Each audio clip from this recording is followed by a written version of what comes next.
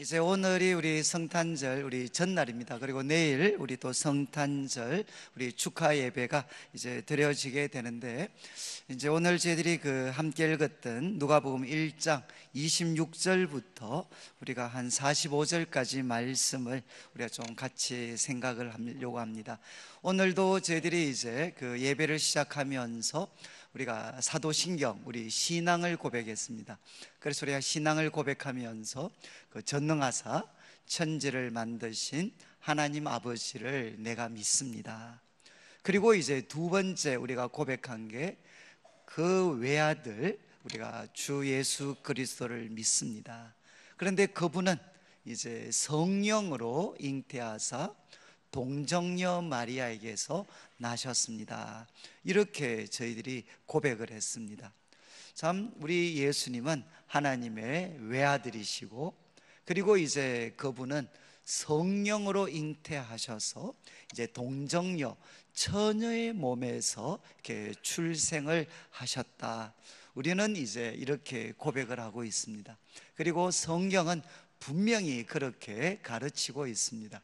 그런데 우리 성도님들이 이제 예수님께서 성령으로 잉태하셔서 동정녀의 몸에서 나셨다라는 게 좀 믿어지시나요? 믿어지시는 분들도 계실 거고, 또 적지 않은 분들은 믿으려고 노력하시는 분들도 아마 계실 것 같습니다. 그리고 또 이제 또 몇몇 분들은 참 이게 분명히 성경은 기록을 하고 있는데 내가 좀 받아들이기가 어렵다. 어떻게 이제 처녀가 아이를 낳을 수가 있나? 저도 이제 과거에 이제 목사님이 되셨지만 청년 때 이제 교회를 안 다니신 분이 이제 성경을, 자기도 교회는 안 다녔지만 이제 기독교가 어떤 가르침을 주는가 싶어서 이렇게 성경을 읽어보니까 이제 마리아가 처녀의 몸인데 이제 예수님을 낳는 이 장면을 읽으면서 그 옛날에도 미혼모가 있었구나. 그리고 참 이렇게 품행이 방정하지 못한 분들이 그때도 계셨구나. 그래서 자기가 참 이 기독교 신앙을 받아들이기 어려웠던 그런 경험을 말씀하시는 것을 들은 적이 있습니다. 저는 청년들을 섬겼기 때문에 많은 사람들이 저에게 질문을 했고, 그리고 저도 이제 청년 시절에 이게 말이 잘 되지 않는다. 어떻게 처녀가 아들을 낳을 수가 있는가? 그래서 저도 이제 좀 고민을 하다가 저는 이제 원래 전공이 수학 물리학 쪽이었으니까 이제 수학 제들 어릴 때 공부할 때 보면 이런 공식을 증명을 할 때 직접 증명법 이렇게 해가지고 직접 쫙 단계별로 해서 이제 그 공식이 맞다는 것을 증명하는 방법도 있고, 또 하나 이제 방법이 간접 증명법이 있습니다. 그래서 이제 부정을 먼저 하고, 그래서 그 부정을 했을 때 이 결론이 잘못됐다는 걸 도출해 가지고 이제 이 가정한 것이 틀렸고 이것이 맞다, 이렇게 간접적으로 증명하는 그런 방법이 있습니다. 그래서 저는 이제 적절한 예가 될지는 모르겠지만 나는 아무래도 직접적으로 보다는 간접적으로 한번 접근을 해봐야 되겠다. 그러면서 제 마음에 이제 가졌던 생각이, 예수님의 동정녀 탄생을 가장 믿기 어려운 사람이 누구였을까? 이제 우리 역사상 많은 인물들 중에 예수님의 동정녀 탄생을 믿기가 가장 어려운 사람이 있다면, 그런데 가장 믿기 어려운 그 사람이 만약에 믿었다면, 그리고 그 믿음이 옳았다면, 그러면 나도 믿을 수 있는 거 아닌가? 그래서 이제 제 마음에 예수님의 이 동정녀 탄생을 믿기가 가장 어려웠을 수 있는, 가장 어려웠던 사람이 누구였을까? 이렇게 제 개인적으로 한번 생각을 해봤습니다. 그러면서 이제 제가 내렸던 결론은 여러분이 있을 수 있겠지만 아마 유력한 후보 중에 하나가 바로 당사자였던 마리아가 아니었겠는가. 그러니까 저희들은 당장 믿으나 믿지 않으나 당장 우리가 불이익 당하는 건 없습니다. 그러나 마리아는 어떻게 되죠? 이제 자기의 몸, 처녀였던 자기의 몸에서 하나님의 아들 예수가 낳게 되면 엄청난 대가를 지불을 해야 됩니다. 이미 그는 이제 다윗의 그 자손이었던 요셉과 이제 약혼을 했습니다. 그 당시 약혼은 오늘날 결혼과 똑같은 효력을 가지고 있습니다. 그래서 이 약혼한 기간에 이제 지금 마리아가 요셉을 통하지 않고 아들을 낳았다 그러면 이거는 뭐죠? 뭐 100% 주위에 있는 모든 사람들이 이 마리아가 부정을 저질렀구나. 그래서 결국은 뭐 약혼도 깨질 수 있고, 그리고 이것은 소위 간음이라는 죄를 범한 거니까 그의 생명이 위태로울 수도 있는, 그리고 누가 이것을 성령이 잉태했다는 것을 누가 이거를 받아들일 수가 있겠습니까? 그러니까 이것을 만약에 받아들이게 되면 이 마리아는 엄청난 대가를 지불을 해야 됩니다. 그래서 이제 제 마음에 그러면 가장 소위 리스크가 큰 인물이 이 마리아였는데, 그러면 마리아는 어떻게 믿게 됐을까? 그래서 이제 오늘 본문에 대해서 제가 좀 관심을 갖게 됐습니다. 그래서 26절에 이제 오늘 그 말씀을 보시면 여섯째 달에 이렇게 시작을 합니다. 이거는 바로 앞부분 내용이죠. 25절까지는 뭔가 하면 아기를 낳지 못했던 이제 제사장 사가랴, 그리고 그의 아내 엘리사벳, 바로 그들에게 이제 천사 가브리엘이 찾아옵니다. 그리고 이제 내 기도를 하나님이 들으셨다 그러면서 아들을 낳을 거고, 그리고 그 아들은 주님 앞에 큰 자가 될 것이다 이렇게 말씀을 했습니다.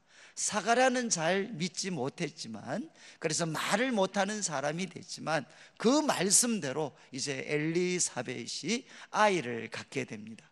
그리고 이제 엘리사벳은 너무 부끄러워가지고, 이 완전 늙은 사람이 아기를 가지는 게 불가능했던 그 늙은 우리 참 엘리사벳이 자기가 아이를 가져서 이거 뭐 누구한테 내놓지도 못하고 하나님께서 정말 나의 이 부끄러움 수치를 이렇게 덮어주셨다, 그런 내용들이 이제 앞부분에 나오게 됩니다.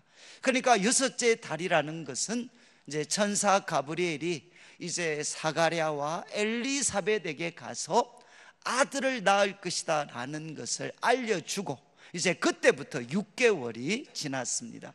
그리고 이제 천사 가브리엘이 누구를 찾아가느냐, 지역은 갈릴리 나사렛이라는 동네에 가게 됩니다. 그리고 27절 이제 마리아를 찾아가는데, 마리아는 다윗의 자손 요셉이라는 사람과 약혼을 했고 그는 처녀였습니다. 그리고 이름은 마리아였습니다. 그리고 이제 28절 천사 가브리엘이 들어가서 이제 인사를 합니다. 은혜를 받은 자여 평안할지어다, 주께서 너와 함께 하신다, 이렇게 천사가 인사를 했습니다. 문안을 전했습니다. 그러니까 이제 29절에 처녀가 그 말을 듣고 이제 놀라게 됩니다.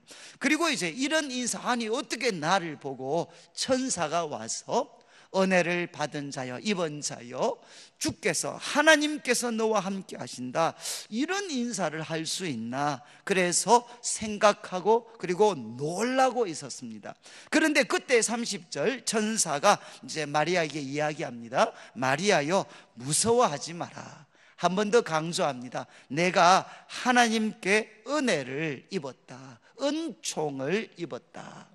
그러면서 이제 31절에 보라, 강조입니다. 강조. 보라, 너가 잉태하여 아들을 낳을 것이다. 보라, 너가 잉태하여서 아들을 낳을 것인데 그 이름을 예수라고 하라. 그러니까 구원자라는 뜻이 있는 예수라고 해라. 그러면서 32절에 그 아들이 어떤 존재가 될 것이냐를 두 가지로 설명합니다. 이제 그가 큰 자가 되어서 지극히 높으신 이의 아들이라 일컬어질 것이다. 그분은 어떤 분이시냐? 지극히 높으신 분. 이거는 창세기에도 기록된 하나님에 대한 이름입니다. 지극히 높으신 하나님의 아들이라 일컬어질 것이다. 그리고 또 하나, 주 하나님께서 그 조상 다윗의 왕위를 그에게 주셨다. 그리고 영원히 야곱의 집을 왕으로 다스릴 것이고 그 나라가 무궁할 거다. 이 말은 뭔가 하면, 여러분 이제 이스라엘이 북쪽 이스라엘, 남쪽 유다로 갈라져서 나중에 아수르와 바벨론에게 멸망합니다. 그래서 선지자들이 그 멸망해 가는 그 나라를 향해 어떤 하나의 하나님의 약속의 말씀을 주었느냐, 하나님이 다윗의 자손 중에 한 씨를 일으켜 가지고 이 이스라엘을 다시금 회복할 것이다. 그 약속의 말씀을 주었습니다. 그가 바로 누군가 하면 그리스도 메시아죠. 하나님이 기름 부은 자를 다윗의 후손 가운데 세우셔서 이스라엘을 회복할 것이다, 영원히 견고하게 할 것이다 라는 약속의 말씀을 주셨습니다. 그러니까 이 아들은 누가 될 것이냐? 바로 선지자들을 통해 하나님이 약속하신 그 그리스도가 될 것이다, 이렇게 이야기를 했습니다.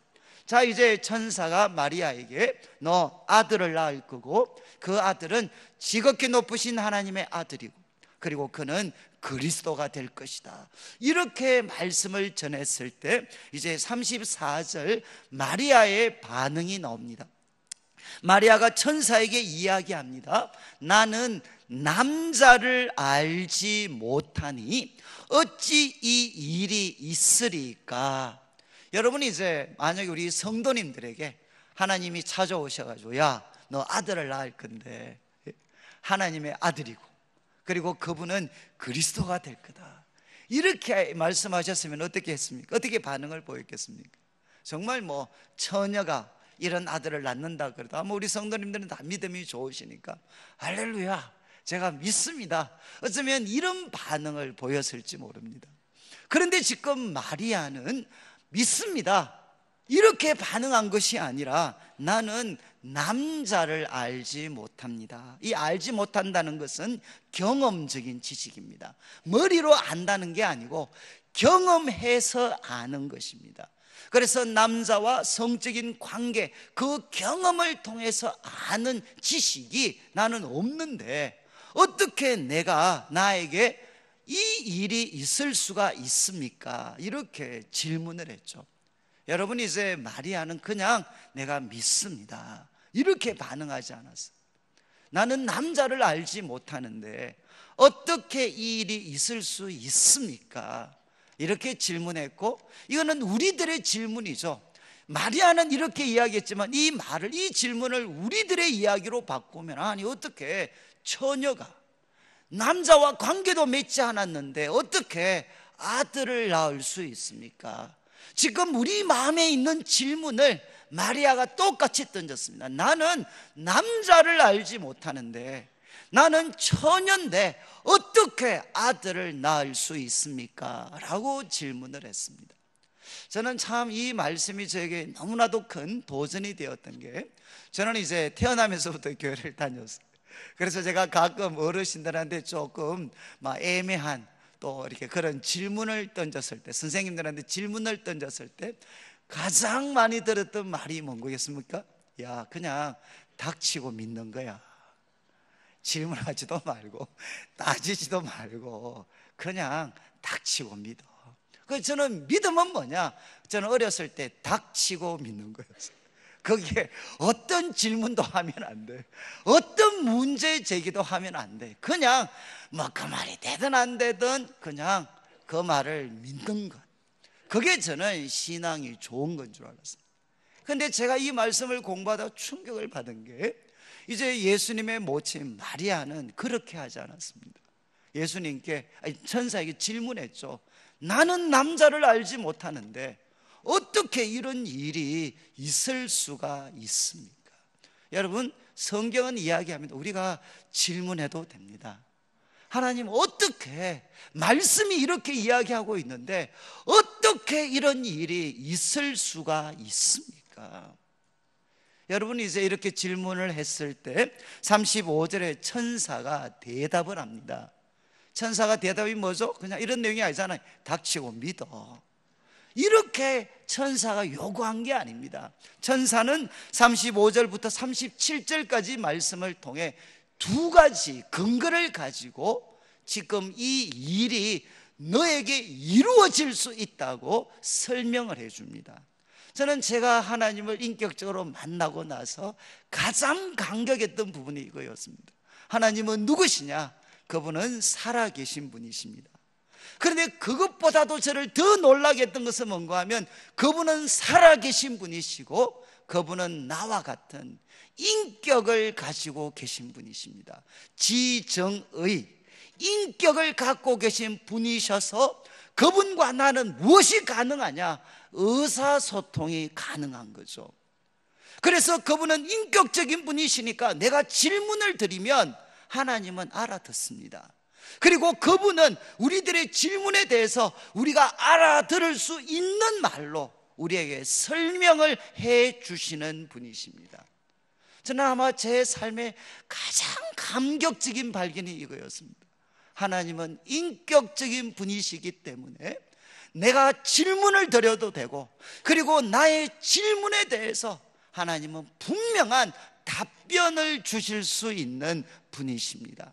그래서 지금 이제 천사가 두 가지의 근거를 제공합니다. 첫 번째, 이제 35절에 보시면 천사가 대답하여 이르되 성령이 내게 임하시고, 첫 번째 답변입니다. 성령이 너에게 임할 것이다. 그런데 여러분, 구약에서 성령은 어떤 것으로 나타나는가 하면 하나님의 역사하는 능력입니다. 하나님의 역사하는 능력. 그래서 성령이 임하시면 어떻게 되느냐? 하나님의 역사하는 능력이 펼쳐지게 됩니다. 그래서 지금 이야기하죠. 성령이 내게 임하시고, 그 다음 지극히 높으신 이의 능력, 지극히 높으신 이 하나님의 능력이 너를 덮을 것이다. 누구를 통해서? 성령을 통해서 지극히 높으신 분의 능력이 너를 덮을 것인데, 그러면 이러므로 나실 바 거룩한 이는 하나님의 아들이라 일컬어질 것이다. 이것이 첫 번째 답변입니다. 성령이 너에게 임할 것이다.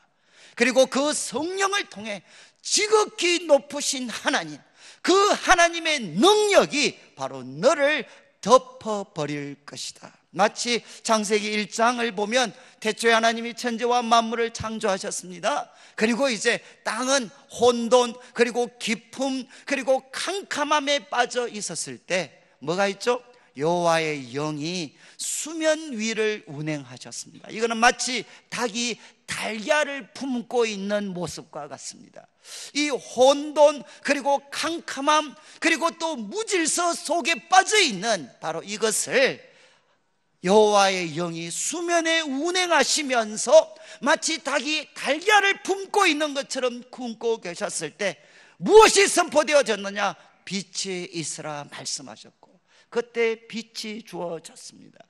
그리고 천지 창조가 펼쳐졌죠. 마치 그것처럼 성령이 너에게 임하고 지극히 높으신 하나님의 능력이 너를 덮어버리면 너는 처녀랄지라도 하나님의 아들을 낳을 수가 있다는 것입니다. 이것이 첫 번째 답변이었어요. 그리고 두 번째 답변은 36절, 보라 내 친족 엘리사벳. 그러니까 엘리사벳과 마리아는 우리로 말하면 몇 촌지간인지는 모르겠지만 그들은 친족이었습니다. 친척이었습니다. 그래서 내 친족 엘리사벳도 늙어서 아들을 배웠다. 본래 임신하지 못한다고 알려진 이가 이미 6달이 되었다. 여러분, 이거 무슨 뜻이죠? 또 성령님이 두 번째 근거로 제시합니다. 그는 뭔가 하면 이제 경험적인 실체죠. 야 봐라, 엘리사벳 너 친척이 있지 않냐? 그런데 그 엘리사벳은 늙었다. 그리고 또 설명합니다. 본래 임신하지 못한다고 알려진 이다. 그런데 그가 지금 아들을 배워가지고 6개월이 되었다. 6개월. 어떻게 이 일이 가능할 수 있겠느냐? 이제 37절 설명을 합니다. 무엇을 보여주느냐? 대저 하나님의 모든 말씀은 능하지 못하심이 없느니라. 조금 더 간결하게 표현하면 하나님께는 바로 불가능한 일이 없다. 이렇게 이제 천사가 답변을 했습니다. 여러분, 이해가 되시나요? 여러분, 이제 처녀는 아기를 낳을 수가 없습니다. 그렇지 않나요? 이거는 T 맞습니다. 그런데 이것만큼이나 맞는 게 뭐냐? 좀 죄송한 말씀인데 할머니도 애를 낳을 수가 없습니다. 처녀가 애를 낳지 못하는 거하고 똑같이, 조금 더 제가 경상도 분들이시니까 할매도 애를 못 낳습니다.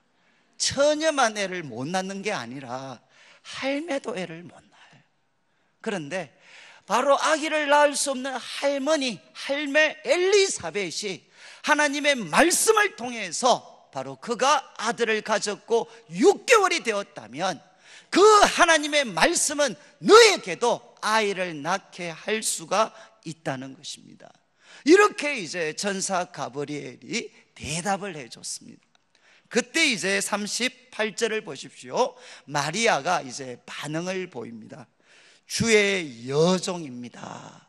저는 주의 여종입니다. 그리고 유명한 말씀이죠. 말씀대로 내게 이루어지이다.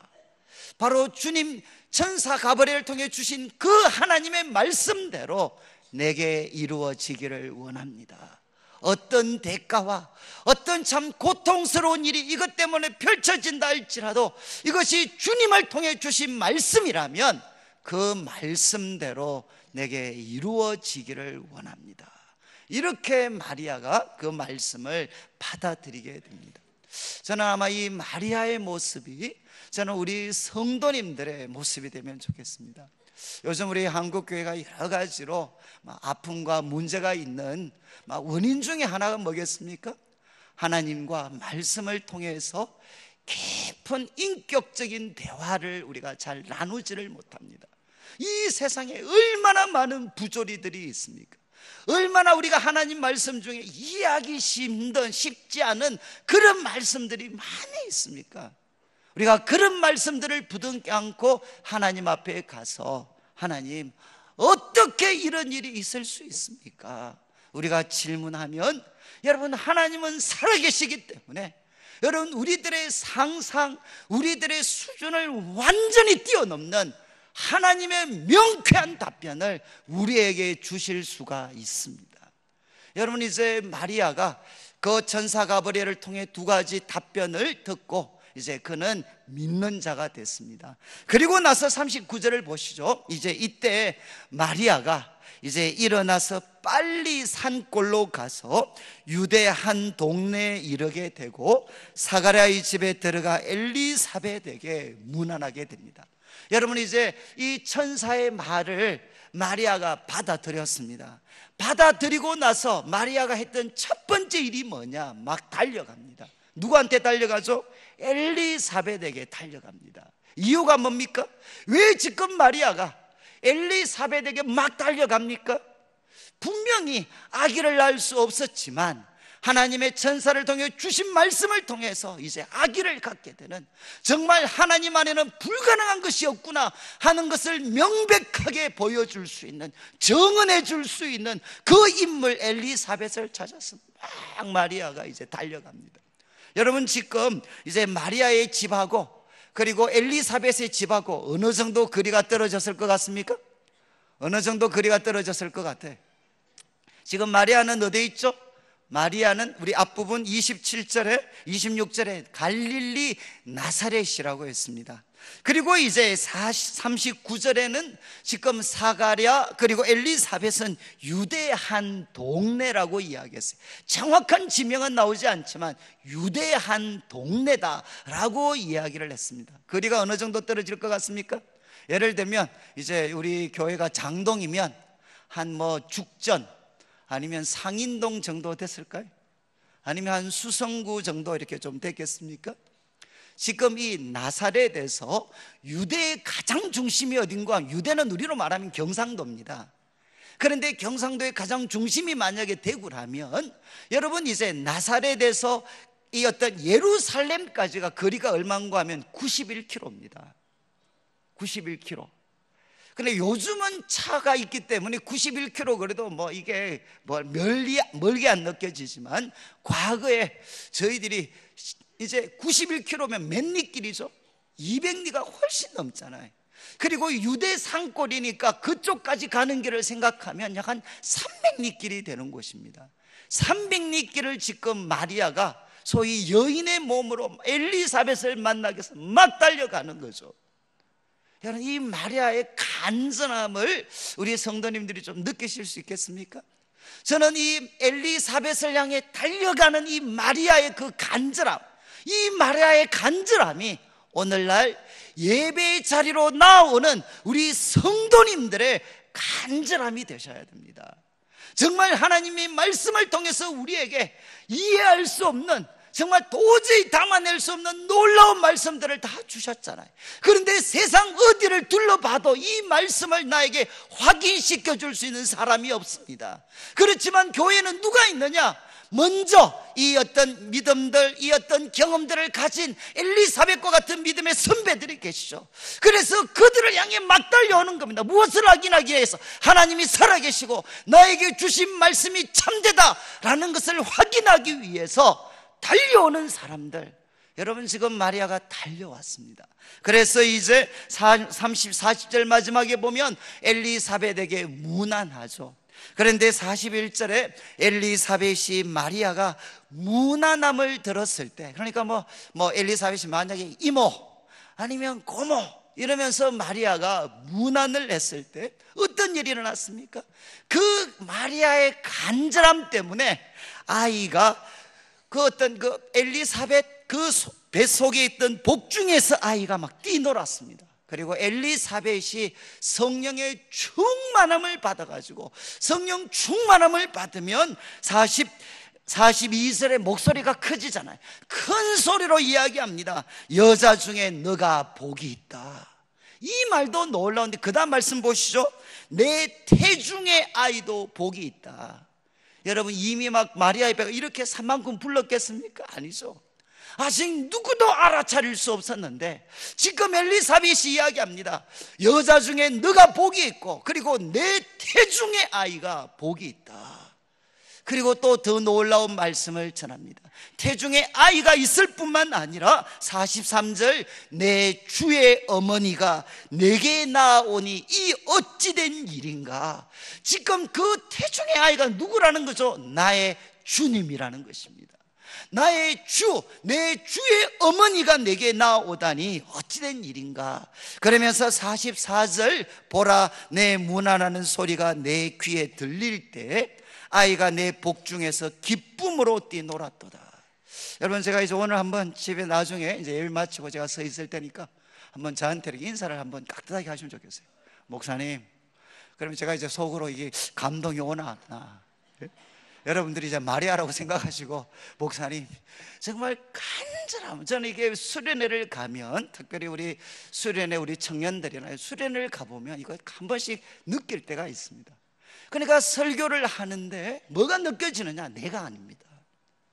정말 하나님께서 여기 모여있는 그 갈급해하는 성도들을 위해서 하나님이 그냥 완전히 저를 사로잡으시는 그런 경험들을 가끔 할 때가 있습니다.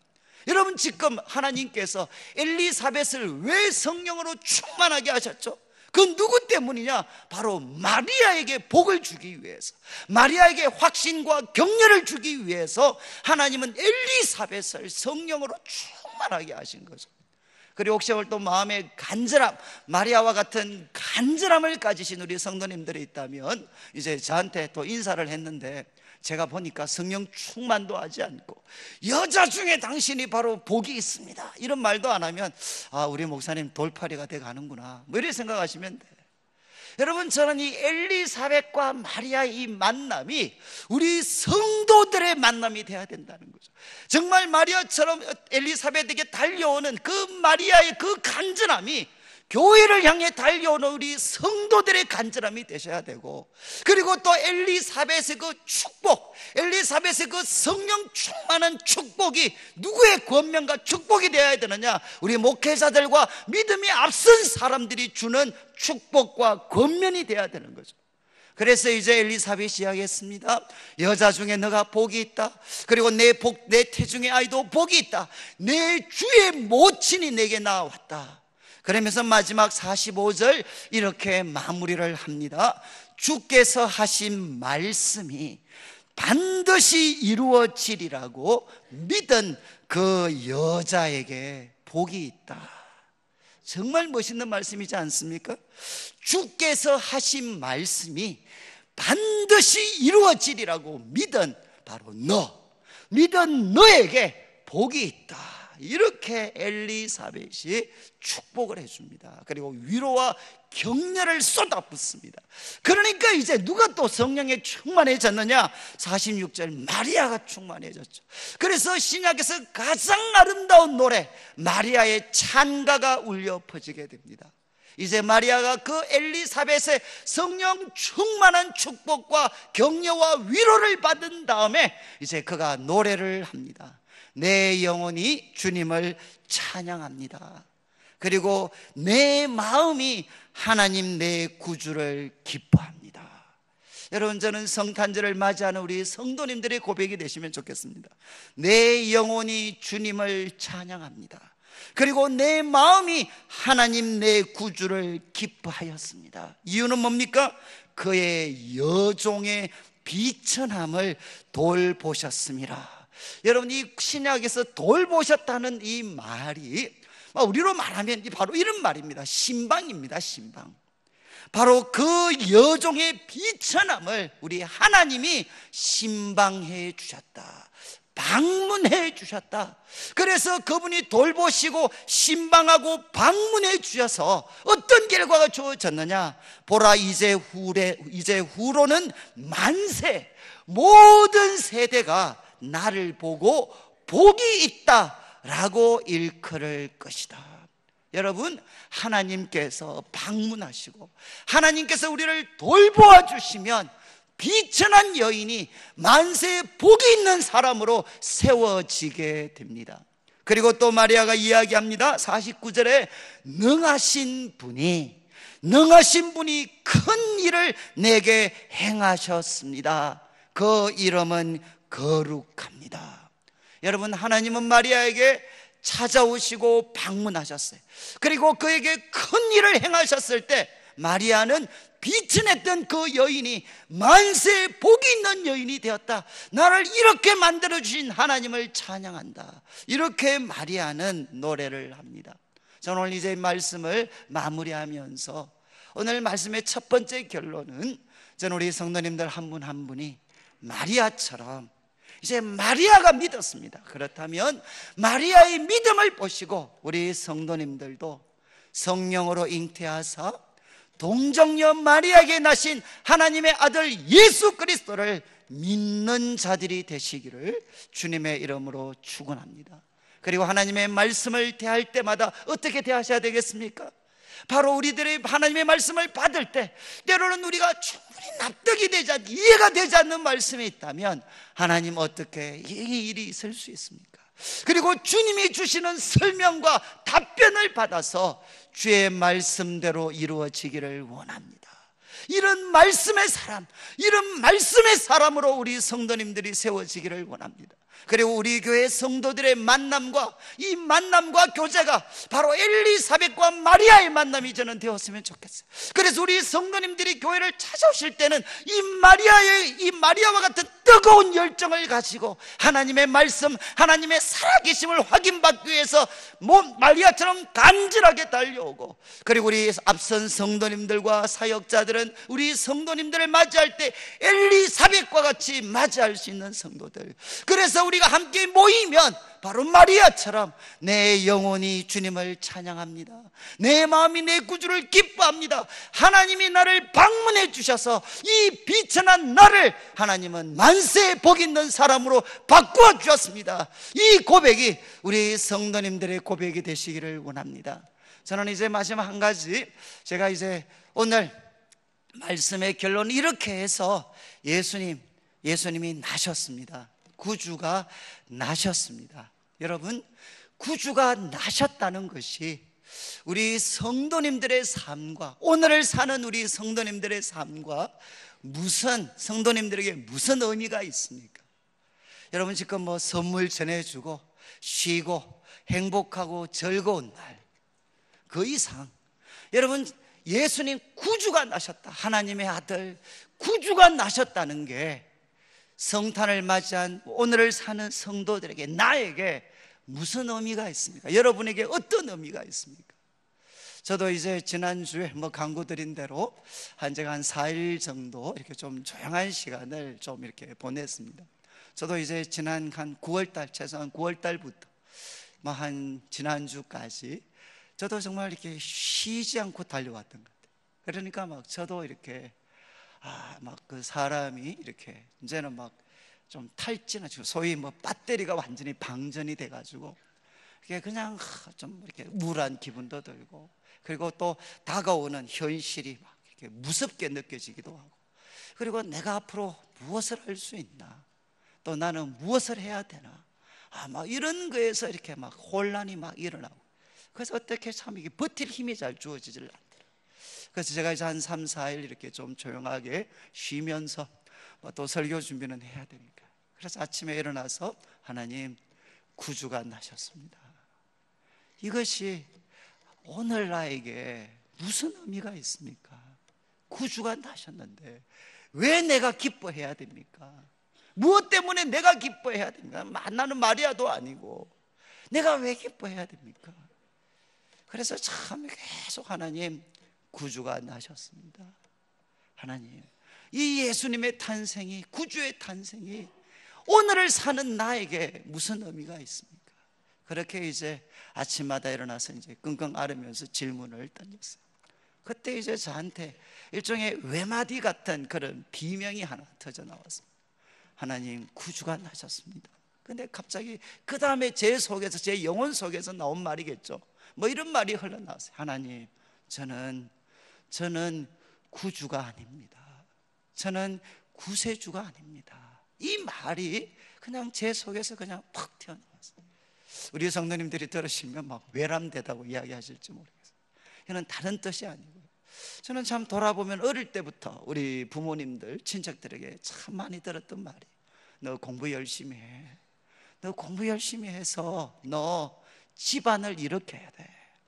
아마 저는 이 공부할 때 제일 많이 들었던 이야기, 너 공부 열심히 해서, 너 성공해서 집안을 일으켜야 돼. 이 말이 뭐겠습니까? 너가 집안의 구원자가 돼야 돼, 구주가 돼야 돼. 그리고 또 돌아보면 이제 집에도 오면 우리 애들이나 가족들을 보면 그런 부담이 있죠. 내가 바로 얘들한테 구주가 돼야 돼, 구주가. 그리고 또 이제 교회, 제가 담임 목사니까 이제 참 성도들 앞에 서면 또 문제들이 있고 여러 가지 하면 항상 마음에 내가 구원자가 돼야 돼, 내가 구주가 돼야 돼, 내가 모든 것을 알아야 되고, 그리고 내가 모든 능력이 있어, 내가 정말 전지전능, 거기에다 영원 불변까지 해야 돼. 그런 무거운 그런 어떤 강박관념들이 저를 참 이렇게 누르고 있었던 것 같아요. 여러분, 우리 지난주에 한 유명한 그 아이돌 가수가 이제 죽었습니다. 저는 잘 모르는데 이제 이름이 샤이니의 그 종현이라는 애가 죽었어요. 자살을 했습니다. 근데 제가 이제 어디 갔다 올 때 김종현 목사님이 저를 차로 마중 나왔는데 제보고 이렇게 이야기했어요. 목사님, 종현이가 죽었습니다. 근데 내가 이게 무슨 말인가, 그냥 멀쩡하게 지금 나한테 차 태우러 왔는데 계속 제보고 종현이가 죽었대. 그냥 무슨 말이냐 이러니까, 이제 유명한 목사님은 잘 모르시겠지만 그 샤이니의 종현이라는 애가 죽었대. 그래서 자기도 우울하대, 종현이가 죽었기 때문에. 그래서 제가 이제 그 이야기 계속 듣다가, 그래서 제가 이제 좀 궁금하잖아요. 그래서 이제 그 애가 썼던 유서가 있습니다. 죽기 전에 썼던 유서와 같은 그 글을 제가 이제 인터넷을 통하면 쭉 읽는데 마음이 너무너무 아프더라고요. 제가 다 소개하면 결국 내용은 뭐냐, 자기가 인기는 얻었죠, 스타가 됐죠. 그런데 이제 어느 순간부터 깜빡깜빡하고, 그리고 무거운 그런 두려움들도 막 짓누르기도 하고 마음도 우울해지고, 그러니까 가면 결론은 뭐냐, 의사한테 가든 누구한테 가든 결국 결론은 뭐냐, 네가 문제라는 거예요. 네가 문제. 결국은 네가 문제다, 문제. 망각도 하고 두려워하기도 하고 우울도 하고 자신도 없고, 그 모든 문제는 뭐냐, 네가 못나서 그래. 네가 그래, 난 못난 놈이야. 그거 못 이겨서 그냥 그 어떻게 보면 참 잘 나가던 아이돌 스타가 하나 스스로 목숨을 끊잖아요. 여러분, 어쩌면 우리 속에도 그런 두려움이 있어요. 우리 가정에도 우리가 섬기는 일에 조금만 문제가 생기면 결국 화살은 누구한테 돌아오는, 너가 문제야. 내가 문제. 내가 그때 잘못해서, 내가 그때 바르게 못했어. 그리고 나는 바르게 할 자신도 없어. 돌이킬 수 있는 힘도 없어. 나는 영원 불변 무소부재. 나는 전지전능하지 못해. 여러분, 그런데 세상은 자꾸만 우리들을 보고 무엇이 되라고 이야기하느냐? 너가 전지전능 무소부재 영원불변한 구원자가 돼야 돼. 그래야만 잘 살 수 있을 것 같은 그런 강박관념들을 우리로 하여금 갖도록 만드는 거죠. 근데 제가 이제 기도를 하면서 하나님, 구주가 나셨습니다. 그때 제가 고백을 했어요. 하나님, 저는 구주가 아닙니다. 저는 구주가 될 수도 없고 그리고 될 이유도 없습니다. 구주는 오셨습니다.